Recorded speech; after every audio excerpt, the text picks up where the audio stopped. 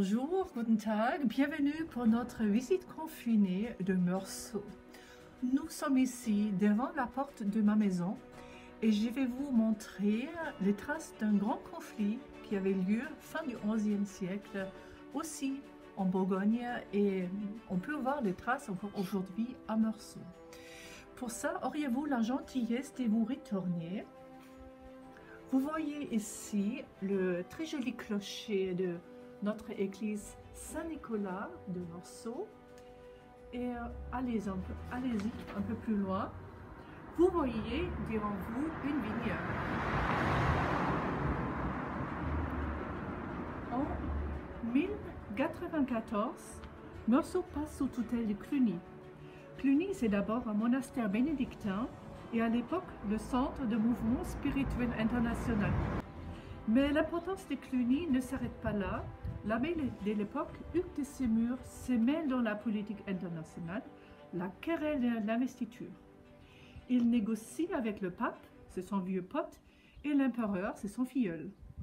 Les moines qui devraient vivre confinés dans leur monastère s'occupent des seigneuries et des paroisses. Ils en tirent profit et ils ont fait travailler les autres, ce qui est évidemment complètement interdit par la règle de Saint-Benoît. Mais quel lien alors avec cette vigne que vous avez vue, le vieux clos de Cîteaux? La situation de Cluny pèse lourd sur la conscience d'un moine, Robert de Molesme. Et lui, il décide de quitter la communauté de Cluny pour se retirer du monde. Bon, à mon avis, il aurait dû aller au Morvan parce que jusqu'à aujourd'hui, il n'y a pas d'autoroute ou pas de ligne TGV qui vous y mène.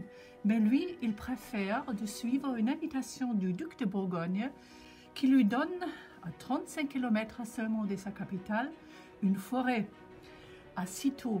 Et ça, c'est la naissance d'une nouvelle communauté bénédictine, les Cisterciens.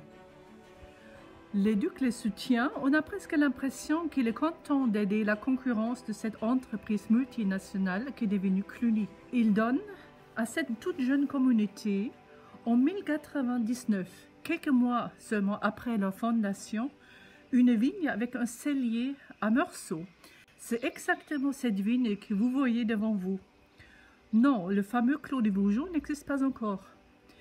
Ça veut dire, seulement 5 ans après l'installation de Cluny à Saint-Nicolas de Meursault, le duc leur met la concurrence juste devant le nez. Le clos est resté propriété cistercienne jusqu'à la Révolution française. Il est vendu comme bien national, arrive finalement au négociant beaunois Claude Jobard. Il passe par héritage à son petit-fils Jules Bernard en 1865. C'est une époque très prospère pour les négociants en vin et Jules Bernard, il fait fortune. Il se fait construire un château à la place de vieux bâtiments cisterciens, le château de Cîteaux. Il fait un peu comme la concurrence à Bordeaux. Je ne peux pas vous montrer le château de Cîteaux ici, mais attendez, on va monter à l'étage. On peut le regarder par le vasistas de ma salle de bain.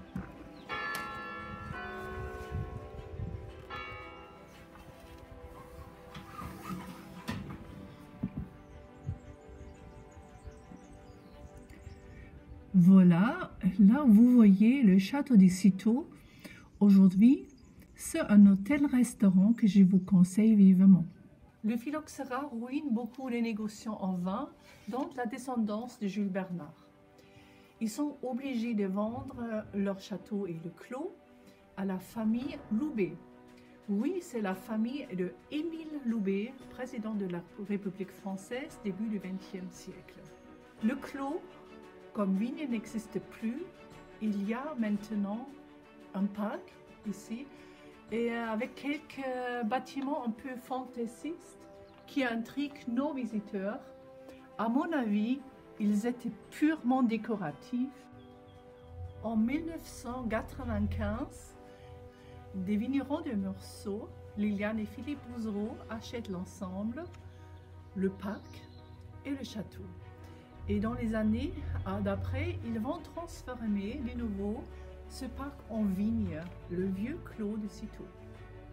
Et l'église Cluny quitte Meursault, dont la paroisse est évidemment sous l'autorité de l'évêque d'Autun. Au XVe siècle, l'évêque d'Autun s'appelle Jean Rollin. Il est le fils du fondateur de l'Hôtel-Dieu à Beaune.